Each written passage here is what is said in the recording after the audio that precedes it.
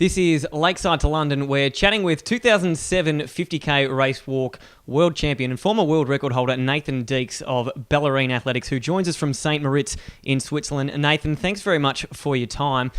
We've chatted a little bit with some of your contemporaries, Jared Talent, Regan Lamble, and Chris Eriksson, also based there with you in St Moritz. But can you tell us a little bit about the setup that you've got there? Yeah, it's obviously a great place to come to train. The main reason we're here is obviously for the altitude. It's around 1,800 metres above sea level. And just in terms of a training environment for endurance athletes, it's fantastic. There's some great paths here around the lake. It's about a 4.3k loop. There's plenty of trails to go off in the afternoons to run. And we also train at a nearby airport, which has about a 5 kilometre loop around as well. So it's pretty busy here at the moment with a lot of international athletes, a lot of walkers, a lot of distance runners, a few triathletes. So yeah, it's definitely a buzzing hive of activity here in the lead up to London. But as I said, as a distance athlete, it's just a fantastic place for us to prepare and hopefully prepare well. Nathan, you're obviously a bit of a household name based on your many achievements over a glowing career, but it's been a bit of a difficult couple of years for you. Prior to winning that World Championship event in 2007, you disappeared off the scene for a little bit there. Can you talk us through some of the troubles that you've had over the past few years? Yes, after I won 2007, I had a few problems with my hamstring. Sort of obviously into 2008 in a great position, as you alluded to in the introduction, being the world champion and world record holder. I was obviously sort of setting myself up really well in the perfect position for hopefully a good tilt at the Olympic gold medal in 2008. But unfortunately, I had hamstring problems all year, and in the last few weeks, it became particularly dire. And in the end, I ended up fully tearing the semimembranosus tendon from the bone. So unfortunately, the only way to fix that was surgery, and thus I had to pull out of the Olympic Games only a couple of weeks before. And yeah, just since then, it's just been sort of a long road back. Just obviously getting the leg initially functional and getting it to back to even just a level where I just guess for quality of life, it was always just going to be a good strong leg again. Not even sort of thinking about elite sport, but as it sort of progressed, obviously was always in the back of my mind that I wanted to get back to race walking and get back to the elite level, and just tried to work harder over a few years. And I guess it was only really late 2010 that sort of things started to sort of improve and started to get a bit more consistent training done. I was able then to qualify for the World Championships last year in Daegu.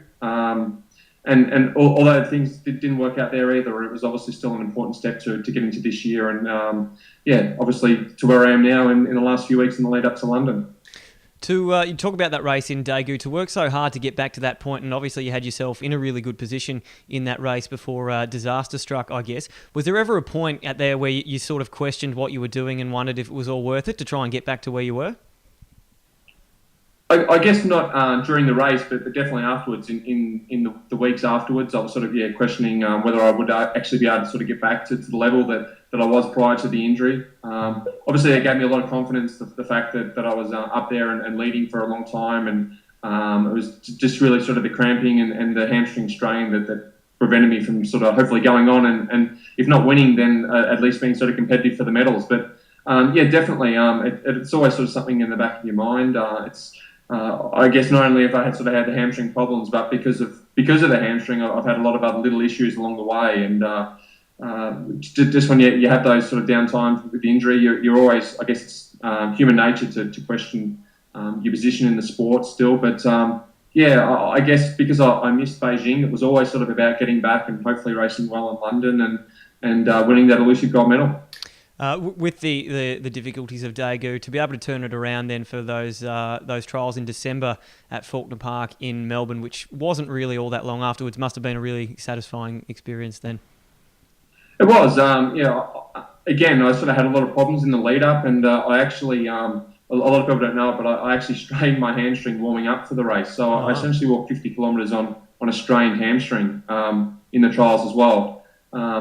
But I sort of look at that as, it was almost a in a macabre sort of way, a bit of an advantage because it meant that I just had to be patient and just sit with the others and just sort of make my move late in the race just to make sure that I qualified. I guess because I didn't have a lot of work done in the lead up to the race, then I knew that if I'd gone too early, I might not have been able to get to the end. So, like I said, I guess in a perverse sort of way of looking at it, it meant that I had to be patient and just wait until to the right time to go towards the end. So again, it meant that I had a few weeks off afterwards where I couldn't sort of do much because my leg wasn't in a very good way. But it just allowed then a nice slow build up in early 2012 to just really lay down a good base for my preparations for London. Yeah, so I guess that probably provides a bit of an answer to the next question when you talk about that hamstring strain. But it seems that you have kept, compared with guys like Jared, I guess, who have been out pretty prominently racing on both the local Australian and international scene, you've kept a pretty low profile in the time since those trials. Just been about making sure you get yourself right? Absolutely. Yeah, that was always the plan. If I was to qualify, then it was almost just literally to shut up the season and just prepare properly for London. I guess being an older athlete and being an athlete that's had a lot of problems in the last few years, that was obviously important. Was just to sort of lay down a good base of training and just get the continuity going with the sessions again on the road, rather than going out and doing a lot of racing. In the past, I was sort of very similar. I liked doing a lot of racing and sort of felt that sort of brought me up to a high level very quickly. But I guess because of my injury problems, I don't have that luxury anymore. So it was just about being smart and just sitting down with a good plan and just sort of, like you said, just doing my own thing and staying quiet for a while and just trying to get as much training done as possible. Now, I hope you don't mind, Nathan, but we did throw it out to our loyal Twitter following. If they had any questions that they wanted to throw our athletes in this Lakeside to London series, we would go ahead and ask them. And we've had one from Chris Wainwright from Runners Tribe Stats Central. He wants to know what time you think would be required to win or for a medal at London and what your thoughts are on the London course. Well, the London course, I think, is fantastic. I mean, the fact that we're racing right on the Mall, outside Buckingham Palace, I don't think you can get anywhere more iconic than that in London.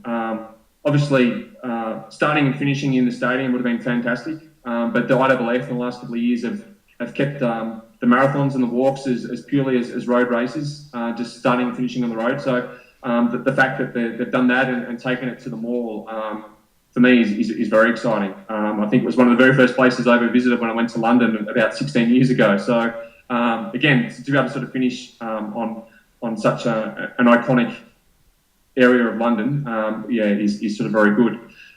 In terms of time, I think it's going to be a fast race. Obviously, I think the weather will be pretty conducive for the distance events. So I think probably anywhere in the vicinity of 3:38 to 3:40 is probably what's going to be required to win. And obviously the medal, I think, probably the minor medals will be around 3:40 to 3:41. So it's definitely going to be a fast race, and I think a lot of people are really going to be on their game to do well.